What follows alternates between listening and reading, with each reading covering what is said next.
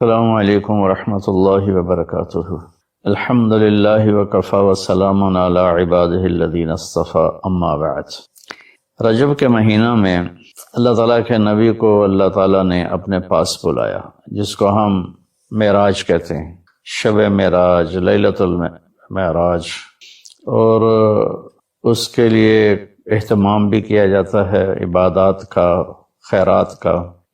یہ اللہ تعالیٰ کی بہت بڑی قدرت میں سے ایک چھوٹا سا نمونہ تھا کہ 3 کپڑوں میں اٹھایا اور سارے خلا کے پردوں کو چاک کروا کے 7 آسمان کے دروازے کھلوا کر سدرۃ المنتہا پہ جبریل کی بھی بس ہو گئی کہ اس کے آگے اتنا بھی اوپر گیا تو جل کے راکھ ہو جاؤں گا، تو اس سے اوپر آپ تشریف لے گئے، اور پھر عرش خوشی سے جھوم اٹھا، اہتز عرش الرحمن، عرش خوشی سے یوں جھوم رہا تھا۔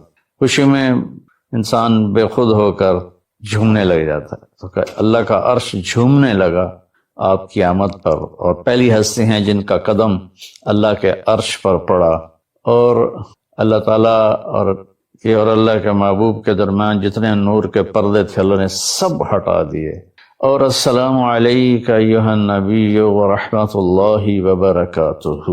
اللہ تعالیٰ نے ایسا خوبصورت سلام پیش کیا، تو اللہ کے نبی پہ قربان جاؤں، انہوں نے اپنی امت کو بھی شریک کر لیا، السلام علینا وعلی عباد اللہ الصالحین، اللہ ہمارے اوپر بھی سلام ہو آپ کا، اور جو میری امت کے نیک لوگ ہیں ان پر بھی آپ کا سلام ہو، آپ کی رحمت ہو۔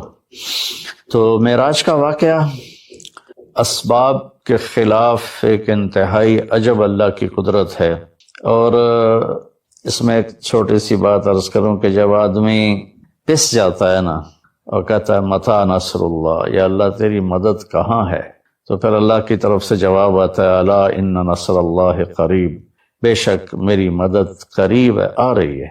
یہ واقعہ طائف کے بعد پیش آیا ہے، جب آپ بے بس ہو گئے تھے، پتھر کھا کے شدید زخمی ہوئے، پھر آپ مکہ تشریف لائے تو باہر ٹھہر گئے، اندر آنے کی آپ کی سکت نہیں تھی، اور آپ نے زید ابن حارثہ کو اخنس بن شریک کے پاس بھیجا کہ مجھے پناہ دو، میں مکے میں داخل ہونا چاہتا ہوں، تو اس نے انکار کر دیا، کہا میں نہیں پناہ دیتا۔ پھر اپنے سہیل ابن عمرو کو پیغام بھیجا کہ مجھے پناہ دو، اس نے بھی انکار کر دیا۔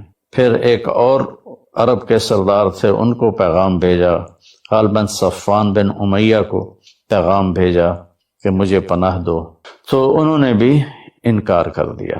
تو پھر آپ نے مطعم بن عدی کو پیغام بھیجا، ان کے بیٹے جبیر صحابی بنے، تو مطعم بن عدی کو پیغام بھیجا تو وہ آپ نے بچوں کو لے کر باہر گیا، اور اللہ کے نبی کو اپنے بیٹوں کے ساتھ لے کر مکے میں انٹر ہوا، حرم شریف میں آ کے اعلان کیا آج کے بعد محمد بن عبداللہ صلی اللہ علیہ وسلم میری پناہ میں ہے، انہیں کوئی ٹچ نہیں کر سکتا۔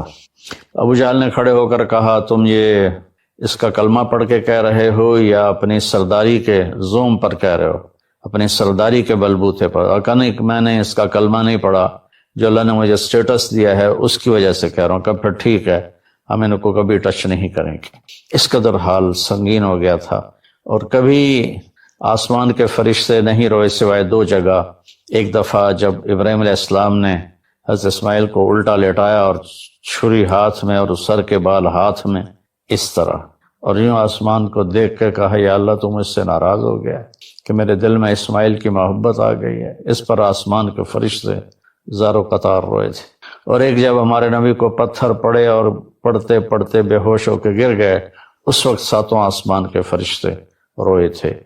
اور پھر ملک الجبال حاضر ہوا، یا رسول اللہ اجازت ہو تو ان کو ایسے پیس کے سرما بنا کے رکھ دوں، ان اطبق علیہم الاخشبین۔ آپ نے کہا نہیں، لا اللہ ان یخرج من اصلابہ من یوحد اللہ، نہیں، اللہ تعالیٰ ان کی نسل میں ایسے پیدا کرے گا جو اللہ کی توحید کو ماننے والے ہوں گے۔ اس تکلیف کے بعد یہ سفر ہوا کہ 27 رجب کو جبرائیل آئے، آسمان سج چکے ہیں، اور ہماری یعنی زبان میں یا ہمارے رواج میں کہ یا رسول اللہ استقبال کے لیے قطاریں لگ گئی ہیں، آپ ان کو لے کر گئے۔ آپ ام ہانی رضی اللہ عنہ، حضرت علی رضی اللہ تعالیٰ عنہ کے گھر میں تھے آپ، تو وہاں سے حتیم میں لے گئے، آپ کا سینہ چاک کیا، دوسرے فرشتہ وہ پانی لایا زمزم کا، اس سے آپ کے سینے کو صاف کیا، پھر دل باہر نکالا، اس کو چیرا، اس سے صاف کیا، اور پھر دوبارہ دل کو رکھ دیا، سینے کو بند کر دیا۔ اب یہ سارا کچھ اپنے ہوش میں دیکھ رہے تھے۔ پھر وہاں سے براق پہ سوار ہوئے۔ براق گدھے سے بڑا قد، خچر سے چھوٹا قد والا ایک جانور تھا، جس پر آپ کو سوار کرایا گیا، اور وہ تھوڑا مستی کرنے لگا تو جبریل بولے تو یہ پتہ ہے تیرے اوپر کون سوار ہیں؟ تو اس کے ساتھ ہی وہ ایک دم سر نیچے کر گیا، اور پھر وہاں سے پرواز کی بیت المقدس، اور وہاں آپ نے 2 نفل پڑھے اور ان کو وہیں چھوڑ دیا، اس کو براق کو وہیں چھوڑ دیا۔ وہاں سے پھر سفر شروع ہوا اللہ کی طرف۔ اس سفر کو اللہ نے یوں بیان کیا، سبحان الذی اسری بعبدہ لیلا من المسجد الحرام الى المسجد الاقصى الذی بارکنا حولہ لنریہ من آیاتنا انہ هو السمیع العلیم۔ تو اس میں اہل علم کے لیے بڑا خوبصورت نقطہ بھی میرے ذہن میں ہے کہ یہ قرآن کی پہلی صورت ہے جو سبحان مصدر سے شروع ہو رہی ہے، سبحان الذی۔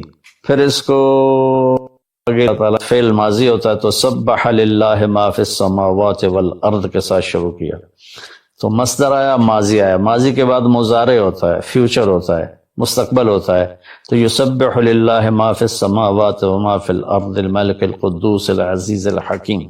پھر اس کے بعد امر کا صیغہ ہوتا ہے، تو سبح اسم ربک الاعلی الذی خلق فسوی۔ یہ قرآن کا اعجاز ہے، قرآن کی خوبصورتی ہے، قرآن کی بلاغت ہے۔ سبحان، سبح، یسبح، سبح۔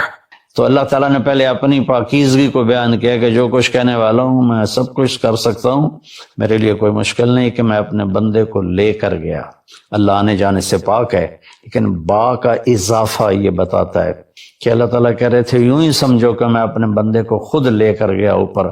آپ جبریل کے کندھوں پر، پروں پر سوار ہو کر نہیں گئے، آپ کا سفر الگ تھا، جبریل کا الگ تھا، یہاں تک کہ پہلے آسمان پر پہنچے تو دروازہ کھلا تو آدم علیہ السلام نے استقبال کیا، گلے لگایا۔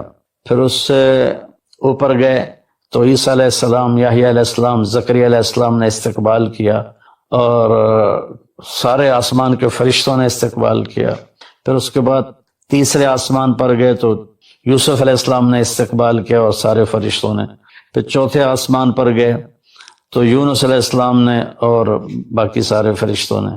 تو پھر پانچویں آسمان پر گئے تو ہارون علیہ السلام اور آسمان کے فرشتے۔ پھر چھٹے آسمان پر گئے تو موسیٰ علیہ السلام اور موسیٰ علیہ السلام کے آسمان کے فرشتے۔ اس دن اللہ نے، میرا کہ میں نے پڑھا کہیں نہیں لیکن مجھے لگتا ہے کہ اس دن اللہ تعالیٰ نے سارے فرشتوں کی عبادت کی چھٹی کرا دی ہوگی اور فرمایا ہوگا بس میرے محبوب کا دیدار کرو، استقبال کرو، آج یہی تمہاری عبادت ہے، کیونکہ ہر فرشتہ بے قرار تھا کہ دیدار ہو جائے۔ پھر اب ساتویں آسمان پر گئے، وہاں ایک بیت اللہ تھا، وہاں ایک بزرگ سفید داڑھی والے یوں کر کے بیٹھے ہوئے تھے، یوں کر کے، اور لمبے ان کے بال تھے، لمبی داڑھی تھی، وہ نہیں اٹھے، وہ بیٹھے رہے۔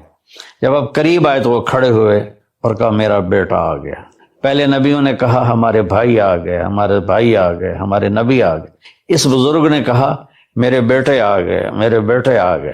تو آپ نے جبریل سے پوچھا یہ کون بزرگ ہیں؟ تو انہوں نے فرمایا یہ آپ کے دادا ابراہیم علیہ السلام ہیں۔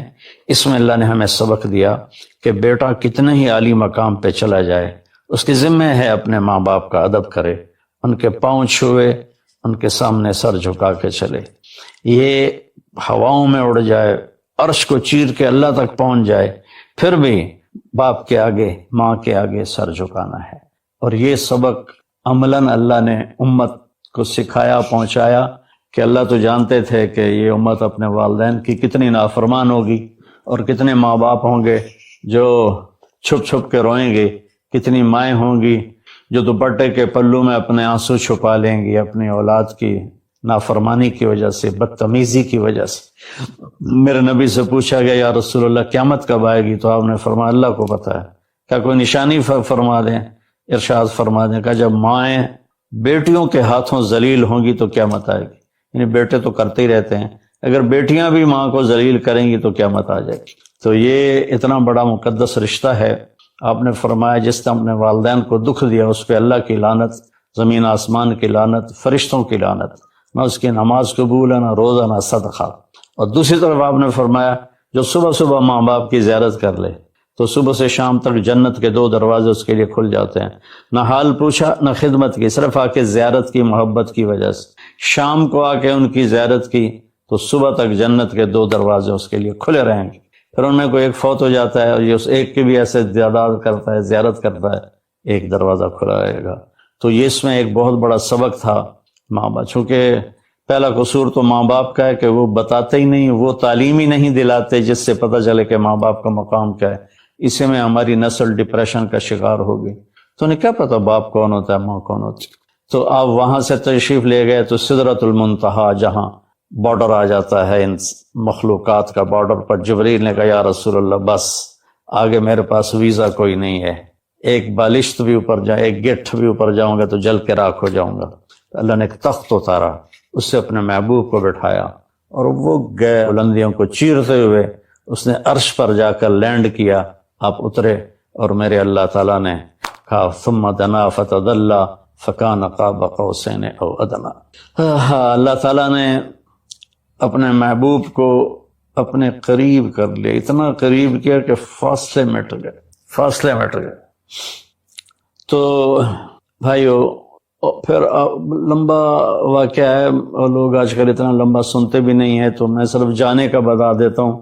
واپسی کا بھی پورا ایک کہانی ہے، جنت دکھائی، جہنم دکھائی، جنتی دکھائے، جہنمی دکھائے، سارا کچھ دکھایا، سود خور دکھائے، بے نمازی دکھائے، نمازی دکھائے، اپنے سب کو اپنی آنکھوں سے دیکھا، جہنم کو بھڑکتے دیکھا، جنت کو چمکتے دیکھا، جہنم کو دہکتے۔ میرے عزیزو، زندگی اس دن شروع ہوگی، اللہ کی قسم، اللہ کی قسم، اللہ کی قسم، یہ زندگی دھوکہ ہے، یہ زندگی دھوکہ ہے، یہ دنیا دھوکے کا گھر ہے، یہ مچھر کا پر ہے، یہ مکڑی کا جالا ہے، اس کی کوئی حیثیت نہیں۔ آنکھ بند ہوتے ہی اگلے سیکنڈ میں طارق جمیل کوئی نہیں کہے گا، میت کہیں گے، میت، ڈیڈ باڈی۔ اور ہمارے دیہاتوں میں منجی، وہ چارپائی جس پہ پڑی ہوتی ہے میت، منجی اٹھاؤ بھائی، منجی چاہو بھائی، کوئی نہیں کہے گا مولانا طارق جمیل کو اٹھاؤ، کہیں گے میت اٹھاؤ، منجی اٹھاؤ۔ ایک سیکنڈ کے بعد وہ زینب ہے، وہ سلمہ ہے، وہ عبداللہ ہے، وہ عبد الرحمن ہے، وہ طارق جمیل ہے، وہ اسلم ہے، وہ اکرم ہے، وہ بادشاہ سلامت ہے، وہ وزیر اعظم ہے، ڈیڈ باڈی۔ یہ دھوکہ ہے میرے بھائیو، یہ دھوکہ ہے۔ زندگی آج شروع ہوگی، یوم یقوم الناس لرب العالمین۔ قبریں پھٹیں گی، اللہ اپنے بندوں کو نکالے گا جنہوں نے اپنے اوپر ظلم کیا اور عیاشی کی زندگی گزاری اور نافرمانی کی زندگی گزاری۔ کہیں گے یا ویلنا من بعثنا من مرقدنا، اے مارے گئے ہمیں کس نے اٹھا دیا؟ تو جنہوں نے اللہ کو راضی کیا ہوگا وہ کہیں گے ھذا ما وعد الرحمن وصدق المرسلون۔ یہ وہ دن ہے جو اللہ نے وعدہ کیا تھا اور نبیوں نے سچی خبریں سنائی تھی، یہ وہ دن آ گیا۔ یوم یجعل الولدان شیبا، بچہ بوڑھا ہو جائے، مثال دی اللہ تعالیٰ نے۔ اس دن کی ہیبت اور سختی کو دیکھ کر کوئی بچہ بھی ہوگا تو وہ بوڑھا ہو جائے گا۔ تو میرے عزیزوں، بھائی بہنوں، بچوں بیٹیوں، زندگی اس دن شروع ہوگی، اور یہاں ہوتے ہیں حالات کبھی اچھے کبھی برے۔ وہاں صرف دو حال ہیں، یا اچھا ہے جنت یا برا ہے جہنم، اور اللہ تعالیٰ ایک ایک کو بلائے گا۔ طارق جمیل کو بلایا جائے، زینب کو بلایا جائے، سلمہ کو بلایا جائے، اور اللہ کے سامنے کھڑا کیا جائے گا۔ اللہ تعالیٰ فرمائیں گے آتیتک خولتک وانعمت علیک ماذا صنعت فیہا، تجھے میں نے بہت کچھ دیا لندن میں، کیا کر کے آئے ہو، کیا لے کر آئے ہو؟ وہ کہے گا یا اللہ ترکتہ فی الدنیا فرجعنی آتک بہی کلہ، یا اللہ میں وہ لندن ہی چھوڑ کے آ گیا تھا، مجھے اجازت دے میں لے آؤں۔ اللہ کہیں گے آج کیا لایا ہے وہ بتا. پھر اللہ فرمائیں گے تولو اس کا. ایک بہت بڑا میزان ہوگا, ایک ترازو ہوگا, ادھر گناہ رکھے جائیں گے, ادھر نیکیاں رکھی جائیں گی. اگر اس کے گناہوں کا وزن بڑھ گیا نیچے اور نیکیوں کا گھٹ کے اوپر چلا گیا تو اعلان ہوگا فلاں فلاں کا بیٹا, فلاں فلاں کی بیٹی, آج اس کی نیکیاں گھٹ گئیں اور وہ بازی ہار گیا, وہ بازی ہار گئی, اور آج کے بعد وہ کبھی کامیاب نہ ہوگا نہ ہوگی. ان فلان ابن فلان قد خفت موازینہ وشقی شقاء لا یسعد بعدہ ابدا. میرے رب کی قسم, آخرت میں سب سے بڑا جو عذاب ہے وہ ہوگا افسوس کا اور حسرت کا. ہائے میں نے یہ کیا کیا, ہائے میں یہ نہ کرتا, ہائے میں یہ فحاشی نہ کرتا, ہائے میں یہ حرام نہ کرتا, ہائے میں یہ اللہ کا حکم نہ توڑتا. لیکن اب ٹائم ختم ہو گیا, ٹائم از اوور. اور جب اعلان ہوگا تو اللہ کہیں گے خذوہ, پکڑو اسے. تو آپ کو ہر جگہ دیکھتے ہیں یہ جو پولیس پکڑتی ہے یہاں ہتھ کڑی ڈالتی ہے, یہاں ہتھ کڑی ڈالتی ہے. لیکن جب یہ فرشتے آئیں گے پکڑنے کے لیے مجرم کو تو ہتھ کڑی نہیں ڈالیں گے. مجھے دیکھو سارے, یہاں ہاتھ ڈالیں گے, یہاں, اور اس کو ایسے کھینچیں گے تو اس کا جبڑا سارا وہ 10 گز تک چلا جائے گا, اور ایسے کلابازیاں کھاتا ہوا جا کے گرے گا تو کہے گا ارحمونی, رحم کرو, ارحمونی, رحم کرو. وہ کہیں گے رحمان نے رحم نہیں کیا, ہم کہاں سے کریں, اٹھا کے پھینک دو. اور جس کی نیکیاں بڑھ گئیں, وزنی ہو گئیں, اور سب سے وزنی نیکی آپ کے میرے ترازو میں ہیں اچھے اخلاق. اچھے اخلاق سب سے وزنی نیکی کسی مرد عورت کی, کسی کالے گورے کی, وہ اچھے اخلاق ہیں. کتنے لوگوں آئیں گے, عورتیں مرد, تو ان کا ترازو سٹیبل نہیں ہوگا, کبھی ایسے ہوگا کبھی ایسے. جب ایسے ہوگا تو ان کا کلیجہ پھٹے گا, جب ایسے ہوگا تو ان کو سانس آئے گا. تو اتنے میں ایک بادل آئے گا, یہ کئیوں کے ساتھ واقعہ پیش آئے گا. ایک بادل آئے گا اور اس کے رائٹ سائڈ کے ترازو میں بیٹھ جائے گا, تو اعلان ہوگا کامیاب ہو گیا. تو وہ پوچھے گا فرشتے سے یہ بادل کیا ہے, کہے گا یہ تیرے اچھے اخلاق ہیں جو آج تجھے جہنم سے بچا گئے, یہ تیرے اچھے اخلاق ہیں جو آج تجھے جہنم سے بچا گئے. جب اس کا ترازو جھک جائے گا تو اللہ اعلان فرمائے گا میرے بندے کو جنت کا جوڑا پہناؤ. ننگے ہوں گے جب اللہ کے سامنے پیش ہوں گے. کئیوں کو اللہ کپڑے پہنائے گا, باقی سب ننگے ہوں گے. تو جب چونکہ جنت کا سائز ہے 130 فٹ, ہمارے ابا آدم اور حوا کا قد 130 فٹ تھا. اب یہ ہم کسے چھوٹے ہو گئے ہیں, آگے جا کے اور چھوٹے ہو جائیں گے. تو 130 فٹ اس کا قد بنے گا, اور اللہ اسے جنت کے جوڑے پہنائے گا, سر پہ تاج رکھے گا, اور اس کے سیدھے ہاتھ میں اس کا پیپر دے گا اور کہے گا جاؤ خوشخبری سناؤ سب کو کہ تو کامیاب ہو گیا. وَيَنْقَلِبُ إِلَىٰ أَهْلِهِ مَسْرُورًا فَأَمَّا مَنْ أُوتِيَ كِتَابَهُ بِيَمِينِهِ فَيَقُولُ هَاؤُمْ, نعرہ لگائے, جس کے سیدھے ہاتھ میں پیپر آئے گا کہے گا ہو.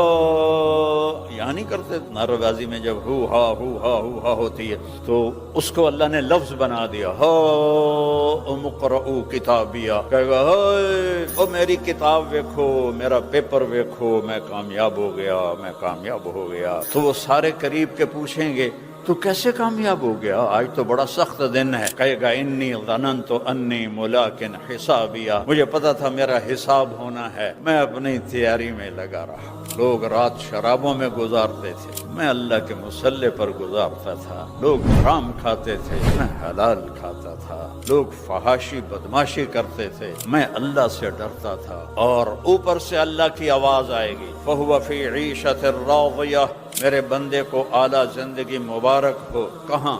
فی جنت عالیہ, اونچی شان جنت میں. کیسی ہے؟ قطوفها دانیہ, اس کے پھلوں کے خوشے لٹکے ہوئے ہیں, ایسے جھکے ہوئے ہیں. ایک بدو نے پوچھا یا رسول اللہ جنت میں انگور ہیں؟ آپ نے کہا ہیں. کہا ایک گچھا کتنا بڑا ہوگا؟ تو آپ نے کہا مسیرۃ شہر للغراب, 1 مہینہ کوا ایسے اڑتا جائے, نہ ادھر ہو نہ ادھر ہو, نہ کہیں بیٹھے, اور 1 مہینہ اڑتا جائے تو اس کے بعد جا کے جنت کے انگوروں کا ایک گچھا ختم ہوگا. تو کیلا کتنا بڑا ہوگا, तरबूज कितना बड़ा हो। एक सहाबी ने पूछा, या रसूल अल्लाह खजूर है जन्नत में? आपने कहा है, लेकिन उसका जो तना है वो सोने का है और उसकी शाखें हैं ज़ुमर्रुद की, और उस पर जो फल लगता है खजूर का, यहाँ तो इतनी लंबी खजूर होती है अंबर, उसका 25 फुट लंबी खजूर है। 12 हाथ 25 फुट होते, 25 फुट लंबी खजूर होती। ये मैं बयान कर रहा था अरबों में, तो एक अरब आ गया, मैंने उसमें बयान किया कि 130 फुट कद होगा, 60 ज़रान, मा नफ़अलु बि60 ज़रान रदीना बिहादिहिल क़ामा। कहने लगा, शेख हम 130 फुट को क्या करेंगे, हमें तो यही कद काफी है, हम इस पे राजी हैं। मैंने कहा, अगर तू 5.5 फुट का जन्नत में चला गया और तू खजूर के दरख्त के नीचे से गुजरा, ऊपर से 25 फुट लंबी खजूर तेरे सर पे गुजरी, तो वो तेरी तक खजूर ही तेरी कब्र बन जाएगी, तो तू खाएगा कैसे बेवकूफ आदमी। अल्लाह की नेमत पे शुक्र अदा करो कि अल्लाह सेहत देगा, ताकत देगा, जवानी देगा। मौत नहीं है, नींद नहीं है, मौत नहीं, नींद नहीं, ऊंघ नहीं, थकावट कोई नहीं, थकन कोई नहीं, बुढ़ापा कोई नहीं, लड़ाई कोई नहीं, गुस्सा कोई नहीं, नफरत कोई नहीं, और पेशाब नहीं है, पखाना नहीं है, बीमारी कोई नहीं है, दुख कोई नहीं है, गम कोई नहीं है। यही तो आइडियल लाइफ है। जब साइंसदानों ने साइंस की देखी ताकत का, हम दुनिया को जन्नत बना देंगे, आइडियल होम बना देंगे, और आज दुनिया आइडियल होम तो बनी नहीं, अंगारों का ढेर बन गई। जब ये इजादात नहीं थी तो लोग बड़े सुखी थे, और आज इजादात की भरमार है और लोग बड़े दुखी, दुखों की भरी दुनिया है। तो जिंदगी अल्लाह ने वो बनाई है। तो मेरे अजीजों, इस तरफ हमारी जिंदगी जा रही है। इस और उस जहान में कामयाबी के लिए मुहम्मदुर रसूलुल्लाह सल्लल्लाहु ताला अलैहि वसल्लम की मुबारक जिंदगी को सीखना पड़ेगा।